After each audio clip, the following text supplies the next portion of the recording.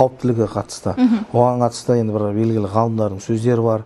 Мәселен, мынандай бір сөз айтады да, кез келген адамға, жағдайына, оның жынысына, мәселен жасына жалпы зерттемей, жағдайына қарамай, бет алды, ана жерде жазылған, ана жерде айтылған деп пәтуа бере беретін адамның мысалы дейді. Ол ана дәрігердің мысалына ұқсайды.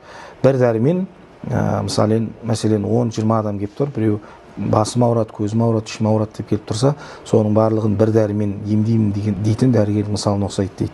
Ол дәріге бір адамға аллергия болуы мүмкін, ол дәрі оған әсер етпеуі мүмкін, ол жынысына байланысты, жасына байланысты. Әр адам жеке дара талданады, зерттелініп барып қана бір дәрі-дәрмекке қарай жүгіне бастайды, оған шара бастайды.